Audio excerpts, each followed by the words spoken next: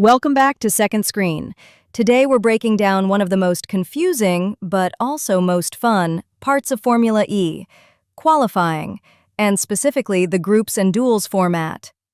If you've ever opened a Formula E broadcast and thought, wait, why are two drivers doing solo laps like it's a video game time trial? This is the video that fixes everything. Here's the big idea. Formula E qualifying is built to create pressure, variety, and actual on-track jeopardy, without needing a long, boring single-session grid set. It's quick, it's intense, and it usually lasts just over an hour. And it happens after 2 free practice sessions. So by the time qualifying starts, everyone's already warmed up, the track is rubbering in, and the margins are tiny. Now, Formula E qualifying is split into 2 big parts: groups and then duels. Let's start with groups, because groups decide who even gets a shot at pole. In groups, the grid is split into 2 groups, Group A and Group B. Each group has up to 12 cars, and each group gets 10 minutes to set lap times. 10 minutes sounds like a lot, until you realize how hard it is to get a clean lap with traffic, changing grip, and drivers preparing runs at the same time. Important detail. In the group stage, cars run at a maximum power level of 300 kilowatts, and all-wheel drive is not allowed. So this is basically the baseline qualifying pace, the pure one-lap speed, without the extra tricks that come later. So what's the goal in groups? Simple. Finish in the top 4 of your group. Only the fastest 4 lap times from Group A and the fastest 4 from Group B advance. That gives us 8 drivers total moving on. Everybody else, positions 5 through 12 in each group, they're still ranked, and those rankings matter for the rest of the grid later. So even if you miss the top 4, your lap still counts for something. And yes, traffic matters a lot here. Because you've got a short session, people are trying to find gaps, teams time their releases, and if you catch someone at the wrong corner, your lap can be cooked. That's why you'll often hear drivers complain about dirty air, blockers, or being forced offline. In groups, one small compromise is the difference between P2 in your group and P9 in your group. Okay, so groups are done. Who advances? Top 4 from A, top 4 from B. Now we go to the part everyone remembers, the duels. Here's a key detail most casual viewers miss. Formula E allows the cars that progress to duels to charge briefly between their group and the duels stage. There's a defined window for it, and it's one of those small behind-the-scenes things that helps the show run properly and keeps the cars ready for the knockout phase. Now, duels are a knockout bracket, quarterfinals, then semifinals, then a final. 1-lap shootouts. And this is where it gets spicy. In duels, the power jumps to 350 kilowatts. And in the current era, all-wheel drive is allowed in the duels phase, meaning the cars can put power down more aggressively in qualifying trim. So, visually, duels often look sharper, more punch on exit, more commitment, and a higher chance of mistakes because the car is simply doing more. But, and this is important, duels are not wheel-to-wheel racing. It's not 2 cars side by side fighting for position. It's still a timed lap. The duel is basically, you get 1 shot, your opponent gets 1 shot, and the clock decides who advances. Now let's talk bracket, because this is where people get lost. Quarterfinals are ordered based on finishing positions inside each group, and the sporting regulations define the quarterfinal matchups like this. In Group A, the 3rd fastest faces the 2nd fastest, and the 4th fastest faces the fastest. In Group B, same thing, 3rd versus 2nd, and 4th versus 1st. So it's like a mini bracket inside each group first.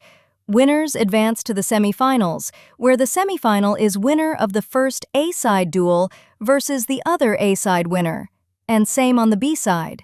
Then the 2 semifinal winners meet in the final. And another small detail, the order of who goes out first can change later, because in the semifinals and the final, the order is set in reverse based on lap times in the previous round, so the faster driver tends to go later. That matters because the track usually improves, and watching the who goes last detail can tell you who has the advantage. Now, what does an actual duel attempt look like? Each driver gets one out lap, one timed lap, and one in lap, and Formula E is strict about how these laps are driven. Unless the race director instructs otherwise, drivers must set outlap and in-lap times that are within 120% of the fastest overall lap time from the group stage. Why does that exist? Because it stops drivers from crawling around, creating dangerous closing speeds, or playing games that mess with the schedule. It keeps the whole thing flowing and fair. Also, the pit exit procedure is controlled. A duel begins when the pit exit light turns green. The first car has a short window to leave. Then the light goes red briefly, then green again for the second car in that duel. It's literally a timed release system, so the two laps don't interfere with each other. Now, here's the broadcast magic. While you're watching, Formula E will usually show split screens, sector comparisons, and a running delta, so it feels like a head-to-head fight, even though it's two separate laps. And the pressure is brutal because there's no banker lap. There's no, I'll try again later. One lap, full send, and if you clip a wall, miss the apex, or exceed track limits, you're done. Track limits and lap deletion are a huge part of why duels produce drama. If a lap is deleted, you can lose the duel even if you were faster. And the regulations also allow lap times to be deleted for blocking or obstructing another driver, especially if you interfere with someone who is on their timed lap. There's even a scenario where neither driver progresses, if neither manages to set a time due to a crash or track limits. That's how harsh it can be. Duels are a pressure cooker. So, how does this convert into the starting grid? The final duel winner takes pole position. The loser of the final lines up second. The two drivers who lose in the semi-finals line up third and fourth based on their semi-final times. The quarterfinal losers take positions 5 through 8 based on their quarterfinal times. That's the top 8 sorted, but what about everyone else? This is where Formula E does something that looks weird, but actually makes sense. The rest of the grid, positions 9 onward, are filled by the drivers who did not make duels, and they're arranged based on their group results. And there's a specific odd-even rule. Drivers who were in the same group as the eventual pole sitter will be placed into the odd grid slots for those positions, and drivers from the other group will be placed into the even slots. So you'll sometimes see a driver who was 5th fastest in their group line up 9th, while a driver from the other group lines up 10th, and it alternates like that. It's basically a structured way to combine two separate group classifications into one grid, without pretending the groups were directly comparable in changing track conditions. One more rule that matters, and people don't talk about it enough, the 110% rule. Unless the track was declared wet, if a driver's best qualifying lap exceeds 110% of the fastest time in their qualifying group, they may not be allowed to start the race, unless the stewards allow it under exceptional circumstances. It's rare, but it's there, and it's another reason drivers can't just cruise. Okay, now that you understand the format, let's talk about why duels exist and how to watch them like you actually know what you're doing. Duels fix a few problems at once. First, they turn qualifying into a show. You get elimination, you get pressure, you get moments. Second, they reduce the tow lottery you can get in other series. It's one lap, controlled release, and it's mostly about driver execution. Third, it creates storylines. A driver can scrape into 4th in their group, then pull a monster lap at higher power and knock out the fastest guy from the group. That swing is uniquely Formula E. Now, how do you watch duels like a pro? Watch sectors, not just final lap time. A driver might lose 0.2 in one corner because they had a tiny slide, and that's it. Watch who goes later in the semifinals and final because track evolution can help, and the order can be reversed based on previous lap times. Watch mistakes under pressure.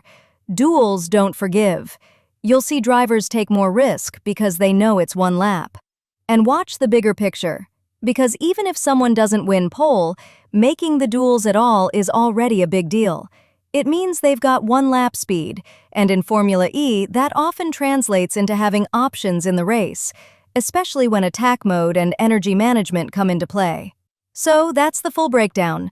Groups set the top 8 candidates, duels decide pole through P8, and the rest of the grid is built using the group classifications, with an odd-even structure tied to the pole sitters group. If you want, in the next video, we can do real examples, like pausing a broadcast and explaining what you're seeing, the bracket, the delta, the order, and why a driver can win the lap visually but still lose on track limits. If this finally made duels make sense, drop a like, subscribe to Second Screen, and comment the one thing in Formula E you still don't understand, because I'll turn that into the next explained video.